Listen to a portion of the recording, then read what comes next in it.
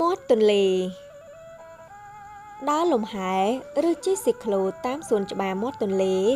គឺជាការលំហែមួយដ៏មនោរម្យសម្រាប់ភ្ញៀវទេសចរទីមលក់ស្រាភោជនីយដ្ឋានហាងលក់ទំនិញនិងទូកទេសចរជាច្រើនស្ថិតនៅតាមដងផ្លូវមាត់ទន្លេសួនច្បារជ្រោយចង្វាគឺជាកន្លែងថ្មីមួយនៅត្រើយម្ខាងទល់មុខនឹងព្រះបរមរាជវាំងនៅទីនោះភ្ញៀវទេសចរអាចមើលទន្លេ4មុខដែលប្រសពគ្នារវាងទន្លេមេគង្គទន្លេសាបនិងទន្លេបាសាក់សារមន្ទីរបុរាណវិទ្យាមេមត់សារមន្ទីរនេះនៅក្នុងបរិវេណសាលាស្រុកមេមត់ត្រូវបានបង្កើតឡើងនៅចុងឆ្នាំ1999សារមន្ទីរនេះបានបើកសម្ពោធដាក់ឲ្យប្រើប្រាស់ជាផ្លូវការនៅថ្ងៃទី30ខែវិច្ឆិកាឆ្នាំ2002នៅឆ្នាំ2002សារមន្ទីរបុរាណវិទ្យាមេមត់បានបង្កើតសារមន្ទីរមួយក្រោមជំនួយឧបត្ថម្ភរបស់មូលនិធិ Heinrich Böll របស់អាល្លឺម៉ង់រមណីយដ្ឋានព្រៃប្រោះរមណីយដ្ឋាននេះជាប្រភេទរមណីយដ្ឋានធម្មជាតិកែច្នៃដែលមានទីតាំងស្ថិតនៅភូមិព្រៃព្រាលឃុំព្រៃព្រាលស្រុកកំពង់ស្វាយរមណីយដ្ឋាននេះមានចម្ងាយ16គីឡូម៉ែត្រពីទីរួមខេត្តកាត់តាមផ្លូវជាតិលេខ6ស្ថិតនៅជាប់ផ្លូវជាតិទាំងសងខាងផ្លូវប៉ុន្តែសកម្មភាពខ្លាំងគឺនៅផ្នែកខាងឆ្វេងដៃនៃផ្លូវជាតិលេខ6តំបន់រមណីយដ្ឋាននេះបើពិនិត្យទៅលើទីតាំងភូមិសាស្ត្រយើងឃើញមានលក្ខណៈធំល្ហល្ហេវដែលរៀបចំទទួលនៅពេលមានបុណ្យទានធំៗរបស់ជាតិដូចជារថប្រណាំងកង់និងមានរៀបចំល្បែងកម្សាន្តផ្សេងៗរមណីយដ្ឋានព្រៃប្រោះមានផ្ទៃដីចាប់ពីមាត់ទឹកប្រហែល30ម៉ែត្របណ្ដោយ4000ម៉ែត្រទំហំសរុបទាំងផ្ទៃទឹកមាន2លានម៉ែត្រការ៉េតំបន់នេះគឺសម្បូរទៅដោយត្រីដំរីដោយឡែកមន្ទីរទេសចរមានរៀបទូកសម្រាប់ជួលជិះលេងនិងពេដាឡូស្ទូចត្រីនិងម្ខាងទៀតងូតទឹកកម្សាន្តផ្នែកខាងលើមានរៀបចំធ្វើខ្ចុះសម្រាប់លក់ភេសជ្ជៈនិងអាហារផ្សេងៗចំណែកឯទិដ្ឋភាពវិញរមណីយដ្ឋាននេះបានផ្ដល់នូវទេសភាពល្អៗខ្យល់ជំនោរត្រជាក់នៃទឹកស្ទឹងព្រៃប្រោះដែលអាចឲ្យភ្ញៀវទេសចរចូលមកទស្សនាកម្សាន្តបានយ៉ាងសប្បាយរីករាយប្រាសាទរងរមុងប្រាសាទនេះស្ថិតនៅខាងស្ដាំផ្លូវទៅទិសខាងពីរយប់នៃប្រាសាទភ្នំបាខែងប្រាសាទនេះតូចសាងសង់ពីឥដ្ឋផ្នែកខាងលើនៃប្រាសាទបាត់បង់អស់ទៅហើយតាមប្រសាសន៍របស់អ្នកស្រុកថាការហៅឈ្មោះនេះតាក់ទងទៅនឹងល្បែងរមុងអ្នកខ្លះថាប្រាសាទនេះសម្រាប់ដាក់សត្វម្យ៉ាងឈ្មោះរមុងប៉ុន្តែសពថ្ងៃគ្មានសត្វឈ្មោះប្រភេទនេះទេដូច្នេះគេមិនស្គាល់រូបរាងទេគឺសុទ្ធតែជាការសន្និដ្ឋាន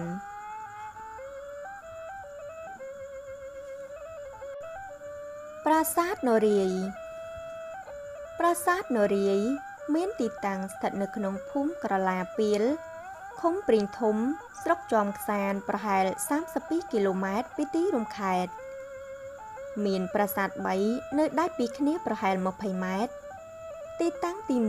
1ព័ទ្ធជុំវិញទៅដោយកំពែង2ជាន់ដែលមានបណ្ដោយ100ម៉ែត្រនិងទទឹង50ម៉ែត្រធ្វើអំពីថ្មបាយក្រៀមក្នុងនោះមានប្រាសាទ5សង់ពីថ្មភក់ថ្មបាយក្រៀមនិងឥដ្ឋទីតាំងទី2ត្រូវបានខូចខាតទាំងស្រុងសល់តែគ្រឹះនៃប្រាសាទប៉ុណ្ណោះទីតាំងទី3មានតម្កល់រូបព្រះនរាយណ៍ប៉ុន្តែប្រាសាទត្រូវបានខូចខាតយ៉ាងធ្ងន់ធ្ងរនៅសល់តែរូបព្រះនរាយណ៍យោងតាមការសិក្សាស្រាវជ្រាវប្រាសាទព្រះនរាយណ៍ត្រូវបានសាងសង់ក្នុងពេលជាមួយនឹងប្រាសាទសម្បូរព្រៃគុកក្នុងសតវត្សទី7 ប្រាសាទនេះត្រូវបានព្រៃដុះគ្របជិតស្ទើរទាំងស្រុងទឹកធ្លាក់ចំបៃទឹកធ្លាក់ល្អាងតាថងទឹកធ្លាក់ចំបៃឬទឹកធ្លាក់ល្អាងតាថងមានចម្ងាយ35គីឡូម៉ែត្រពីទីរួមខេត្តតាមបណ្ដោយផ្លូវលេខ68រមណីយដ្ឋាននេះជាប្រភេទរមណីយដ្ឋានធម្មជាតិ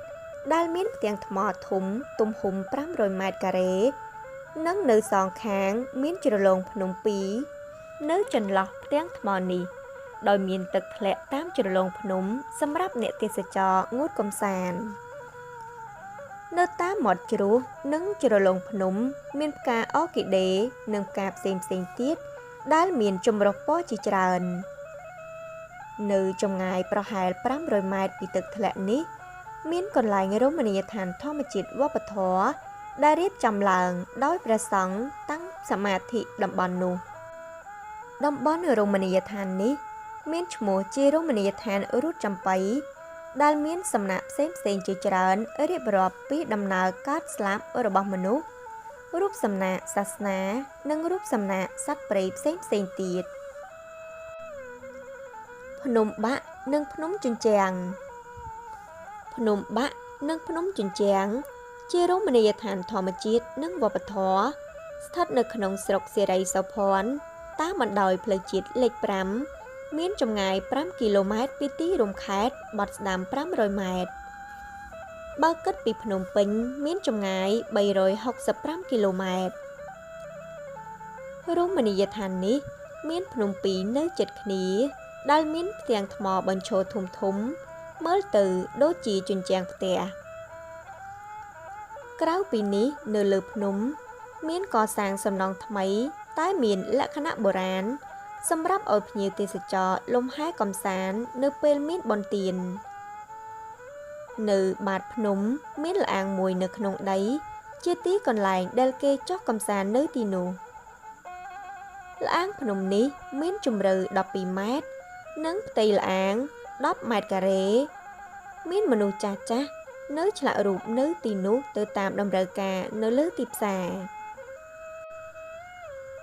ប្រាសាទវត្តឯកភ្នំប្រាសាទវត្តឯកភ្នំមានទីតាំងក្នុងឃុំពាមឯកចម្ងាយ7គីឡូម៉ែត្របែកចេញពីផ្លូវខេត្តលេខ156ត្រង់ភូមិថ្កូវឃុំក្តុលដូនទាវស្រុកភ្នំឯកនិងមានចម្ងាយ7គីឡូម៉ែត្រពីទីប្រជុំជនខេត្តសរុប14គីឡូម៉ែត្រប្រាសាទនេះកសាងឡើងនៅសតវត្សទី11ក្នុងឆ្នាំ1027រជ្ជកាលព្រះបាទសូរ្យវរ្ម័នទី1 1002ដល់1050នៅទីនោះមានដើមពោធិ៍18ដើមដុះព័ទ្ធជុំវិញប្រាសាទនោះបង្កើតឲ្យមានជាម្លប់ត្រជាក់ត្រឈឹងត្រឈៃនិងខ្យល់អាកាសត្រជាក់បរិសុទ្ធនៅខាងត្បូងប្រាសាទនៅមានសល់គូទឹកដែលបច្ចុប្បន្នបានคล้ายទៅជាស្រះសម្រាប់ព្រះសង្ឃប្រើប្រាស់វត្តរតនសោភ័ណ្ឌនៅចម្ងាយប្រហែល50ម៉ែត្រពីជើងភ្នំយ៉ាតមានវត្តខ្មែរយើងមួយឈ្មោះថារតនសោភ័ណ្ឌនៅលើរបងវត្តមានរៀបរាប់រឿងកូរសមុទ្រទឹកដោះដែលជាចម្លាក់មួយដ៏ល្អដូចនៅប្រាសាទអង្គរវត្តប្រាសាទបន្ទាយធំប្រាសាទបន្ទាយធំស្ថិតនៅចម្ងាយប្រហែល2គីឡូម៉ែត្រខាងជើងភូមិអង្គរក្រៅប្រាសាទនេះសង់ពីថ្មភក់មានតួប៉ម3បែរទៅខាងកើតមានក្បាច់ចម្លាក់លម្អនៅលើប្រាសាទគឺស្ថិតនៅក្នុងរចនាបថបាយ័នក្នុងរាជ្យរបស់ព្រះបាទជ័យវរ្ម័នទី7ប្រាសាទបន្ទាយធំជាឈ្មោះសំដៅទៅលើទីកន្លែងរបស់ប្រាសាទដែលមានកំពែងព័ទ្ធជុំវិញធំហើយខ្ពស់សង់ពីថ្មបាយក្រៀមកម្ពស់3ម៉ែត្រនិងប្រវែង130ម៉ែត្រនៅខាងក្នុងមានថែវព័ទ្ធជុំវិញមួយជុំទៀតធ្វើអំពីថ្មបាយក្រៀមព័ទ្ធជុំវិញដោយគូទឹកយ៉ាងធំប្រាសាទមេបុណ្យខាងកើតប្រាសាទមេបុណ្យខាងកើត ស្ថិតនៅចំកណ្ដាលបារាយណ៍ខាងកើតចម្ងាយប្រហែល500ម៉ែត្រពីប្រាសាទប្រែរូបប្រាសាទនេះកសាងឡើងនៅភាគទី2នៃសតវត្សទី10ក្នុងឆ្នាំ952ដោយព្រះបាទរាជេន្ទ្រវរ្ម័នឧទ្ទិសដល់ព្រះឥសូរក្នុងព្រហ្មញ្ញសាសនាប្រាសាទនេះមានរូបរាងស្រដៀងទៅនឹងប្រាសាទប្រែរូបកាលពីដើមប្រាសាទនេះស្ថិតនៅលើកោះតូចមួយកណ្ដាលបារាយណ៍ខាងកើតដែលអាចធ្វើដំណើរបានដោយជិះទូកតែបច្ចុប្បន្នបារាយណ៍នោះគោកអស់ទៅហើយរមណីយដ្ឋានបាក់ត្រាបាក់ត្រាជាប្រភេទរមណីយដ្ឋានធម្មជាតិដែលមានចម្ងាយ16គីឡូម៉ែត្រពីទីរួមខេត្តតាមផ្លូវលេខ56ឆ្ពោះទៅស្រុកក្រវាញរមណីយដ្ឋាននេះមានភ្នំតូចមានកម្ពស់50ម៉ែត្រមានព្រៃថ្លុងជាច្រើនផ្ទាំងថ្មធំនៅរកេតរកូតពេញព្រៃនិងទឹកអូរមានទឹកជាប្រចាំដោយមានអណ្ដូងទឹកធម្មជាតិនៅទីនោះសម្បូរទៅដោយដើមឈើហូបផ្លែអ្នកទៅកំសាន្តនៅទីនោះគេតែងតែទៅបេះផ្លែគុយឬផ្លែស្អេមាន់បរិភោគបាក់ត្រាជាកន្លែងគោរពបូជាមួយយ៉ាងសំខាន់ដែលនៅទីនោះមានវត្តដែលជាទីសក្ការៈបូជារបស់ខ្មែរយើងភ្នំរាប់បាតភ្នំរាប់បាតជាប្រភេទរមណីយដ្ឋានវប្បធម៌និងធម្មជាតិមានទីតាំងស្ថិតនៅក្នុងភូមិអណ្ដូងជ្រៃឃុំអណ្ដូងស្នាយស្រុករលាផ្អៀតាមផ្លូវជាតិលេខ5មានចម្ងាយ12គីឡូម៉ែត្រពីទីរួមខេត្តនិង103គីឡូម៉ែត្រពីភ្នំពេញតំបន់នេះប្រជាពលរដ្ឋក្នុងខេត្តចាប់អារម្មណ៍ដោយសារវាមានកូនភ្នំតូចប្រកបទៅដោយធម្មជាតិស្រស់បំព្រងនិងខ្យល់អាកាសល្អភ្នំរាប់បាតមានប្រវត្តិទាក់ទងទៅនឹងរឿងព្រេងខ្មែរដូចជារឿងតាព្រេងនិងមានរូបសនៈបាតជើងតាព្រំនៅលើកំពូលភ្នំមានវត្តមួយដែលជាទីកន្លែងប្រមូលផ្ដុំប្រជាពលរដ្ឋខ្មែរយើងនៅពេលមានបុណ្យទានប្រពៃណីជាតិភ្នំរាប់បាតគេអាចយកថ្មភ្នំធ្វើជាសំលៀងកំបិតមុតល្អណាស់ព្រះពិធូព្រះពិធូជាឈ្មោះរូបនៃប្រាសាទតូចដែលមានឈ្មោះផ្សេងគ្នាហើយសៀវភៅបរទេសភាគច្រើនសរសេរថាក្រុមព្រះពិធូក្រុមនៃប្រាសាទទាំងនេះស្ថិតនៅស្ទើរតែចំពីមុខនៃប្រាសាទទេពប្រណម្យហើយស្ថិតនៅខាងជើងនៃប្រាសាទស៊ូព្រាត់តាមរយៈបច្ចេកទេសសំណង់ប្រាសាទទាំងនេះគឺកសាងនៅដើមសតវត្សទី12ក្នុងរជ្ជកាលព្រះបាទសូរិយាវរ្ម័នទី2គោរពទៅដល់ព្រហ្មញ្ញសាសនាលើកលែងតែប្រាសាទព្រះពុទ្ធសាសនាមួយគឺប្រាសាទតាតួដែលមានចម្លាក់ព្រះពុទ្ធរូបនៅសតវត្សទី13ដល់ទី16មានស្លាកស្នាមព្រះពុទ្ធសាសនាជាច្រើននៅប្រាសាទនេះសំណង់ភាគច្រើននៃប្រាសាទបានខូចខាតប៉ុន្តែគ្រឹះនិងភស្តុតាងផ្សេងទៀតបង្ហាញថាប្រាសាទនេះមានការរចនាដ៏ល្អប្រណិតក្រុងប្រាសាទនេះមានលានរាងកាកបាទ និងប្រាសាទ5ស្ថិតនៅផ្សេងពីគ្នានៅខាងក្នុងកំពែងព័ទ្ធដោយគូទឹករមណីយដ្ឋានចំបក់គឺជាតំបន់ទេសចរណ៍ធម្មជាតិដ៏ស្រស់បំព្រងនៅជិតឧទ្យានជាតិគិរីរម្យដើម្បីទៅដល់ទីនោះអ្នកទេសចរត្រូវធ្វើដំណើរប្រហែល4គីឡូម៉ែត្រដោយជិះរទេះគោនិងធ្វើដំណើរដោយថ្មើរជើងនៅតាមផ្លូវអ្នកទេសចរអាចទស្សនានៅធម្មជាតិដ៏ស្រស់បំព្រងនិងបក្សាបក្សីជាដើមនៅទីនោះមានទឹកជ្រោះដ៏ស្រស់ស្អាតដែលអ្នកទេសចរអាចមុជទឹកលេងកម្សាន្តស្រូបយកខ្យល់អាកាសបរិសុទ្ធនិងសម្រាកកម្សាន្តលំហែអារម្មណ៍រមណីយដ្ឋានបាងកាយ៉ារមណីយដ្ឋានបាងកាយ៉ាស្ថិតនៅឃុំពីមក្រសោបស្រុកមណ្ឌលសីមាមានចម្ងាយ7គីឡូម៉ែត្រពីទីរួមខេត្តរមណីយដ្ឋាននេះគឺជាតំបន់ធម្មជាតិឆ្នេរសមុទ្រនៃព្រៃកោងកាង នៅទីនោះគេបានរៀបចំសាងសង់ធ្វើស្ពានយល់និងស្ពានថ្មសម្រាប់ភ្ញៀវទេសចរដើរកម្សាន្តដោយថ្មើរជើងនៅពេលដែលធ្វើដំណើរតាមស្ពានយើងបានឮសំឡេងសត្វបក្សាបក្សីលាយឡំទៅដោយខ្យល់អាកាសបរិសុទ្ធនៃសម្រស់ធម្មជាតិព្រៃកោងកាងបាងកាយ៉ាមានសេវាកម្មបម្រើភ្ញៀវដូចជាកន្លែងស្នាក់នៅប្រភេទបាងហ្គាឡូភោជនីយដ្ឋានអាងហែលទឹកនិងដំណើរកម្សាន្តតាមទូកផងដែរឆ្នេរសុខាលាតសន្ធឹងវែងបន្តពីឆ្នេរអូឈើទាលប៉ុន្តែទឹកមានលក្ខណៈជ្រៅនិងមានសភាពអ៊ូអរទៅដោយភ្ញៀវទេសចរជាតិដែលពេញនិយមទៅងូតទឹកកម្សាន្តបច្ចុប្បន្នឆ្នេរសុខាត្រូវរៀបចំវិនិយោគដោយក្រុមហ៊ុនសុខាអូតែលរបស់លោកអុកញ៉ាសុកគង់ដែលរៀបចំឲ្យទៅជាឆ្នេរទេសចរអន្តរជាតិទំនើបមួយនៅក្នុងក្រុងព្រះសីហនុព្រែកអំពិលជាឈ្មោះរមណីយដ្ឋានមួយសម្រាប់បម្រើឲ្យភ្ញៀវកម្សាន្តនៅឆ្នេរសមុទ្រមានចម្ងាយ18គីឡូម៉ែត្រប៉ែកខាងលិចនៃក្រុងកំពតតាមផ្លូវជាតិលេខ3ស្ថិតនៅក្នុងឃុំកោះតូចស្រុកកំពតព្រែកអំពិលមានឆ្នេរខ្សាច់សក្បុសប្រកបទៅដោយដើមកោងកាងដុះប្រອບតាមឆ្នេរដ៏ច្រើននិងមានដើមដូងរាប់រយដើមផ្ដល់ម្លប់សម្រាប់ជាកន្លែងសម្រាកយ៉ាងត្រជាក់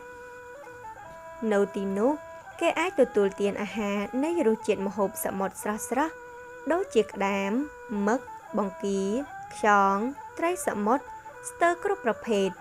និងរសជាតិទឹកដូងយ៉ាងផ្អែមឆ្ងាញ់ព្រែកអំពិលជាកន្លែងមួយសម្បូរទៅដោយផ្កាថ្មនិងស្មៅសមុទ្រដែលជាសម្បត្តិធម្មជាតិមួយដែលអ្នកទេសចរចូលចិត្តទស្សនាក្នុងចំណោមរមណីយដ្ឋានទាំង4នេះក្រៅពីទឹកឈូយើងពុំទាន់បានធ្វើការរៀបចំការលម្អនៅឡើយទេប៉ុន្តែកន្លងមកយើងគ្រាន់តែបានសហការជាមួយអាជ្ញាធររក្សាកន្លែងទាំងនោះបានល្អមិនឲ្យប្រជាជនប៉ះពាល់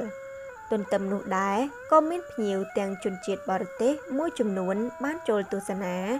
និងភ្ញៀវខ្លះធ្វើការសិក្សាស្រាវជ្រាវផ្សេងៗព្រំដែនអន្តរជាតិបាវិតព្រំដែននេះមានចម្ងាយ48គីឡូម៉ែត្រពីទីរួមខេត្តស្វាយរៀងដែលជាព្រំប្រទល់ជាមួយនឹងប្រទេសវៀតណាមបាវិតជាច្រកចេញចូលអន្តរជាតិមួយយ៉ាងសំខាន់រវាងកម្ពុជានិងវៀតណាមជាពិសេសរវាងទីក្រុងភ្នំពេញនិងទីក្រុងហូជីមិញតំបន់នេះមានកាស៊ីណូ2កន្លែងសម្រាប់ទាក់ទាញភ្ញៀវទេសចរដែលឆ្លងកាត់ពីប្រទេសវៀតណាមមកកម្សាន្តនិងតំបន់ផ្សារណាត់ដែលផ្ទុកទេទំនិញរវាងកម្ពុជានិងវៀតណាមផងដែរវត្តហាំងខូបាមានទីតាំងស្ថិតនៅភូមិហាំងខូបាឃុំហាំងខូបាស្រុកស្ទឹងត្រែងមានចម្ងាយ6គីឡូម៉ែត្រពីទីរួមខេត្តតាមផ្លូវទៅប្រលានយន្តហោះបាត់ឆ្វេងឆ្លងកាត់ទន្លេសេកុងនេះជាប្រភេទរមណីយដ្ឋានវប្បធម៌ប្រវត្តិសាស្ត្រព្រោះវត្តហាំងខូបានេះមានអាយុកាលជាង300ឆ្នាំមកហើយប្រជារាស្ត្រនៅតំបន់នោះភាគច្រើននិយាយភាសាឡាវទីនោះគឺជាតំបន់ផ្លែអំពិលផ្អែមលក្ខណៈពិសេសរបស់ខេត្តស្ទឹងត្រែងគឺមាន2យ៉ាងផ្លែអំពិលផ្អែមនិងត្រីបាសេអ៊ីនិងត្រីប៉ាវ៉ាវាលរំប្លង់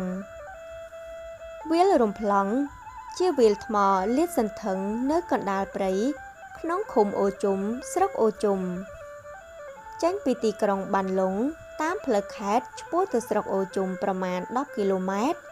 ដល់ផ្លូវបំបែកជា4រួចបត់ស្ដាំតាមផ្លូវទៅស្រុកតាវែងប្រមាណ4គីឡូម៉ែត្រយើងនឹងទៅដល់ទីនោះវាលថ្មមានសន្តានរាបស្មើទ្រវែងប្រកបដោយព្រៃឈើធំៗព័ទ្ធជុំវិញមានរឿងរបស់ជនជាតិគ្រឹងមួយដំណាលថាកាលពីព្រេងនាយមានកុមារាម្នាក់ឈ្មោះរំប្លង់បានបង្ហោះខ្លែងនៅវាលថ្មនេះ ហើយខ្លែងក៏បានធ្លាក់នៅលើចុងឈើរំប្លង់ក៏បានឡើងទៅលើដើមឈើនោះដើម្បីយកខ្លែងរបស់ខ្លួនមកវិញដោយចៃដន្យកុមាររំប្លង់របូតដៃធ្លាក់ពីលើដើមឈើស្លាប់នៅទីនោះទៅសពរបស់កុមារត្រូវបានគេបញ្ចុះនៅទីនោះតរៀងមកជនជាតិក្រឹងដែលមានភូមិឋាននៅជិតពេលរំប្លង់ជឿថាវិញ្ញាណក្ខន្ធរបស់រំប្លង់សន្ធត់នៅការពារថែរក្សាទីព្រៃជុំវិញវាលរំប្លង់នោះតើពួកគេមិនហ៊ានប៉ះពាល់រុករានកាប់ព្រៃនេះធ្វើជាចំការព្រោះជាព្រៃរបស់អារក្សដូចនេះហើយតើគេឲ្យឈ្មោះថាវាលរំប្លង់នេះតាមឈ្មោះរបស់កុមាររំប្លង់តរៀងមកអ្នកទេសចរនិយមនាំគ្នាទៅកំសាន្តនៅវាលថ្មនេះដោយមានអាហារពិកនិចទៅជាមួយឆ្នេរទន្លេមានទីតាំងស្ថិតនៅក្នុងស្រុកកោះញែកដែលមានចម្ងាយ150គីឡូម៉ែត្រពីទីរួមខេត្តតំបន់ឆ្នេរនេះលាតសន្ធឹងនៅលើទន្លេស្រែពកលាយឡំជាមួយកូនកោះតូចៗជាច្រើនឆ្នេរនេះមានខ្សាច់ក្រហមពណ៌មាសដែលជាកន្លែងកម្សាន្តនៃអ្នកស្រុកកោះញែក